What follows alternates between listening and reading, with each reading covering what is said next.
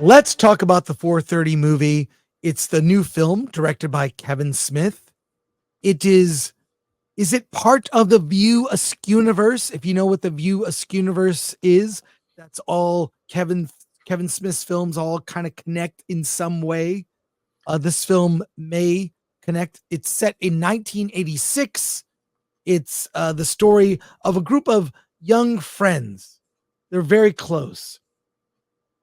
And Brian David has a crush on Melody Barnegat, really wants to get with her, and he almost had a chance.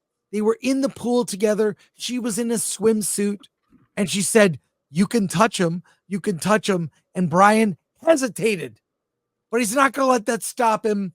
He's asking her to go see a movie that starts at 4:30, and it's all about the rush to get to see that film at 4:30. He goes with his buddies to see a movie before that, which is loosely a movie that they do these fake movie trailers, and they end up seeing this movie that's basically a ripoff of Flash Gordon, and it's hysterical. So there's fake movies within the movie. And everything is out to stop him, including the unscrupulous manager of the theater, Mike, played by Ken Jeong, who's he's over the top as usual. Justin Long plays a character named Stank in line at the refreshment stand. And this is just a fun film that is a slice of life in the 80s about movie obsessed teens, movie obsessed and sex obsessed. I'll say this, 90 minutes short. It's not as raunchy as Kevin's previous work.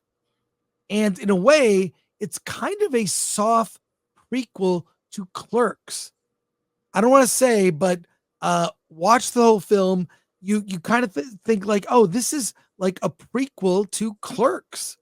And it's very much reminded me of that era. They talk about movies like Rocky IV. And they're just, it's when you get together with people who love movies, these are organic conversations that everyone has.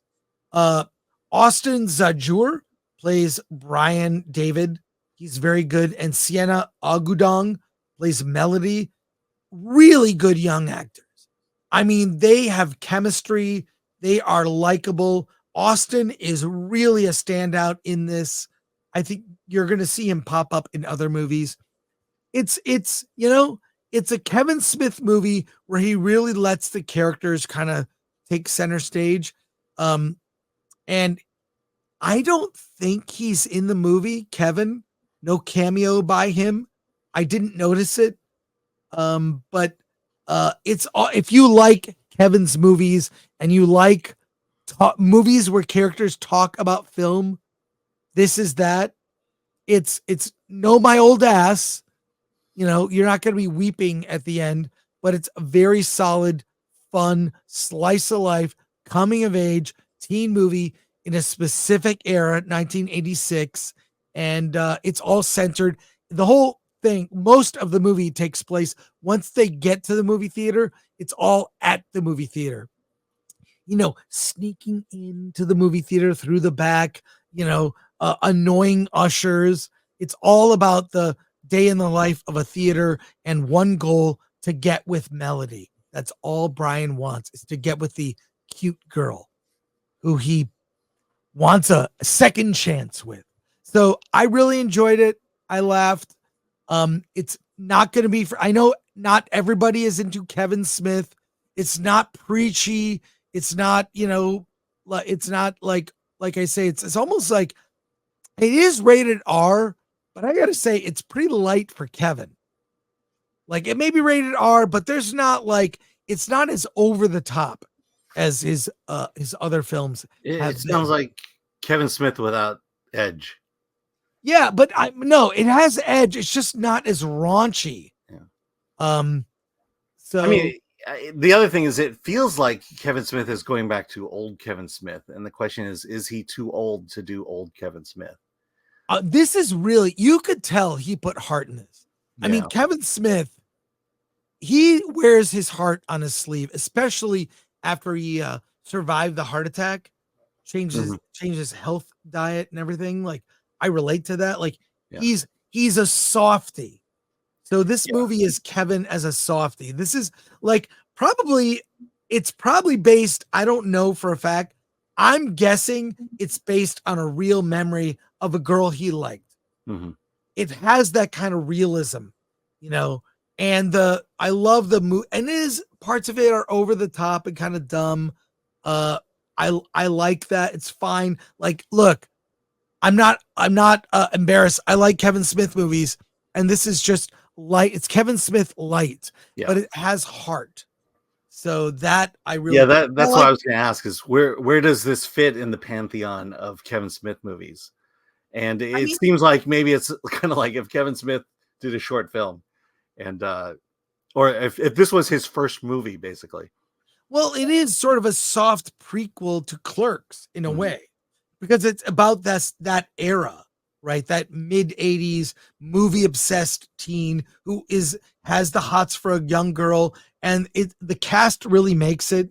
I mean, there's ridiculous things that happen. Like Ken Jeong as the movie theater manager, he owns a movie car. It's the dumbest car. He has like a projector mounted on the hood. Yeah. Because he's into movies. So he made a movie car, and it looks like a cheap ass Batmobile. It's so dumb. So there are things in this movie that are ridiculous and dumb, but I give it a pass. I guess I feel the same way about this that you feel about the Killer's Game. I'd probably wait to watch it on streaming as opposed to, force my way into, get myself to go to the movie theater and see it.